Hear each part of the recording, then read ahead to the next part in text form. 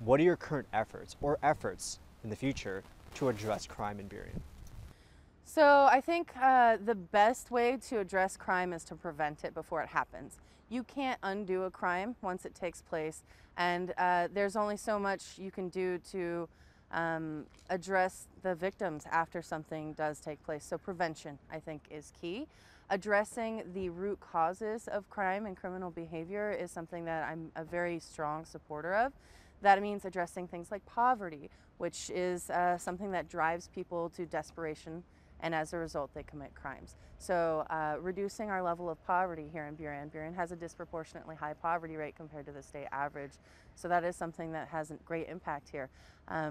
Ensuring that our youth have opportunities and a path forward for a successful future, so they're not led down a path of crime and turn to that as a result of a lack of resources in their life, a lack of opportunity. Addressing the need for gun responsibility is another huge issue, and that takes a multi-pronged approach. We're not just talking about guns on the street, we're talking about what it looks like when they fall into the hands of people who may misuse them intentionally or unintentionally. So it's not what you typically think of when you talk about criminal behavior, but suicide rates have gone up, especially amongst youth. That's a huge issue when you're talking about gun responsibility and safety. When we do have youth that come into contact with guns, unfortunately, sometimes people can get hurt. So that's a huge issue.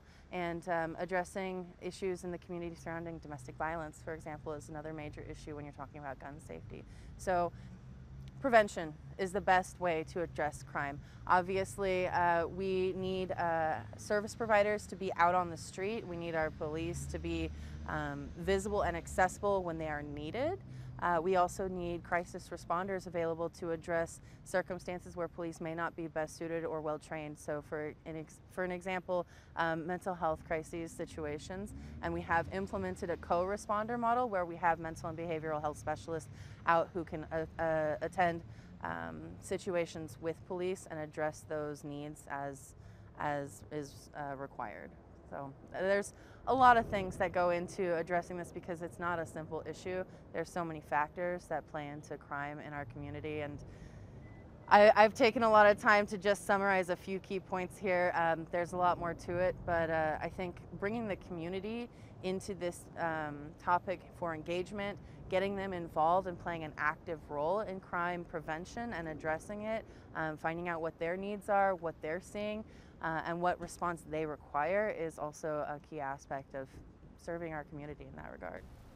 Another topic, it's related to crime, but we would consider its own category based on the number of people talking about it, which is youth violence. You kind of touched on it as well. What are your current efforts right now to address youth violence? That's just happening on campus, in your campus, but parents are concerned about their children's safety. So I'll talk about one key thing that I personally have done. On City Council, I led a charge to increase our human services budget at the city level. Our human services budget goes to fund a number of things, including education programs.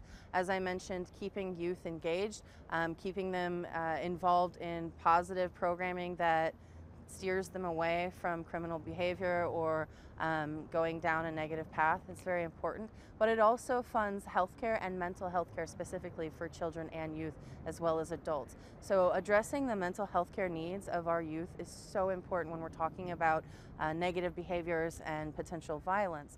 As I mentioned, throughout the pandemic, we've seen a substantial increase in the mental health care needs of our youth. Suicide rates have gone up, depression, anxiety, the list goes on. And so adding additional funding to mental health care services for our youth was something that I'm really, really proud of playing an integral role in our city, and I want us to continue those level of investments. We have services, we have educational programs that are available, but they're limited. And there's the only way that we're going to expand on those is if we are committed to fully funding those and giving our youth the support they need. Another topic that came up, which was a very common theme actually among residents, is the topic of homelessness.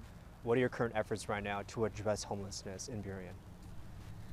So again, raising the human services budget plays a very big part of that because Our human services budget goes to fund services for homeless outreach and connecting them with case managers who can loop them in with different kinds of support, whether it's mental health, drug treatment, connecting them with shelters, or getting them on the wait list for longer term, more permanent housing. Unfortunately, we have a substantial housing shortage across this entire region, and so it can be really, really difficult for people to get into housing of any kind. In addition to increasing our budget for these types of services, I've also been a very, very strong advocate for changing policies that promote affordable housing development here in the city. We actually have a number of projects that have been moving forward over the last few years because of these policy reforms, like our affordable housing demonstration program, which has created a welcoming environment for developers to explore creation of diverse and creative housing for lower income levels. So I want us to pursue that. I want us to look at what's working in other areas, and Burien has the potential. We've already seen some success in this regard. We need people who are committed to developing more affordable housing and keeping people in their homes as well. I was a very, very strong advocate for the eviction moratorium during the COVID crisis, which prevented people from losing their homes. So housing retention, renter protections, which I fought for, that help people keep in their homes. Human Services also goes to fund assistance programs. So if somebody is short on rent, they can apply for assistance, and it can literally keep them from losing their homes and being evicted, and development of more affordable housing. On the topic of housing now, there was a question regarding people with housing facing challenges such as high inflation. Interest rates are really high as well. Being able to afford their mortgage or rent, etc. You kind of touched on it, but what are your current efforts to really address the challenges around housing? So my answers kind of hit on a lot of points. You'll hear a lot of repetition here, but I worked really hard to pass a substantial slate of renter protections that make it easier for people to get into housing and stay in housing. So for example, we have some pretty substantial rent increases that have been going on in the city. Sometimes people's rents are going up several $100s all at once with very little notice. We've increased the length of notice time that they're required to receive from landlords before their rent goes up substantially, and that has been significantly impactful for a lot of people. I hear from families frequently who have seen a marked difference in their lives because of protections like that we fought for. Again, development of affordable housing is key because Burien has a shortage of housing stock to meet the needs of the growth in population that we're seeing. And also, currently, one of the things that we're working on is raising the minimum wage here in Burien, which I've been fighting for several years. And we're seeing some progress in our council's willingness to discuss that, but we still have a long way to go. And making sure that people living in Burien are making a livable wage so they can afford to pay their rent, pay their mortgage, afford basic essentials like food, healthcare, childcare, is vital to ensuring people can stay in their homes and stay in our city. Two more questions to respect your time. Another question they talked about residents was about the local economy, whether it's for small businesses struggling with staffing shortages, high inflation, supply chain issues, people getting laid off, trying to find jobs. What are your efforts right now to help the local economy for people trying to find work or for small businesses?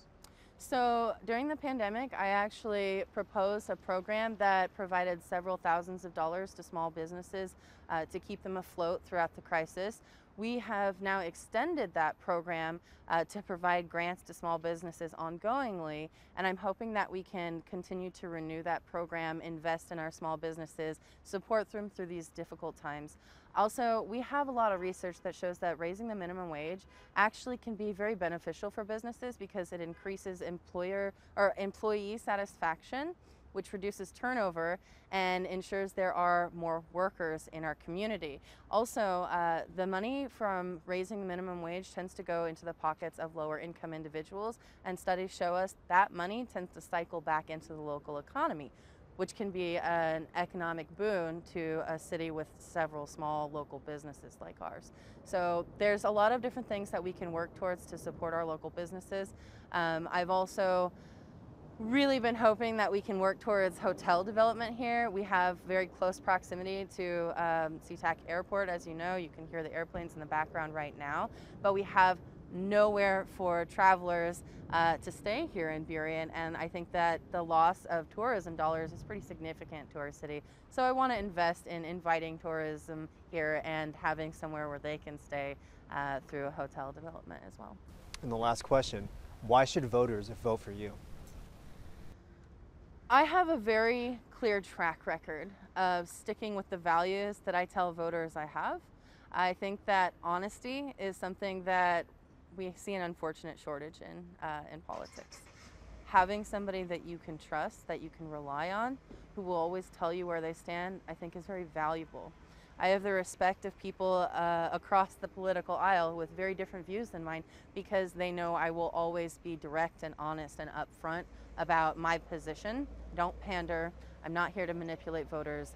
My track record has earned me the support of over 24 unions, elected officials, community leaders, small businesses, etc. So there is immense community support from a variety of different sources that are supporting me as a candidate. I think that when you look at a comparison between myself and my opponent, it's a pretty stark difference. I have endorsements from elected leaders at the county, state, and local level, not just in Burien, but also surrounding cities, because I work with a regional approach towards addressing regional issues. And I stand by the things that I have fought for, and I fight diligently for the sake of our people. I also have a very, very long record of service to my community. I serve on the board of 4 local nonprofits. I volunteer at several others.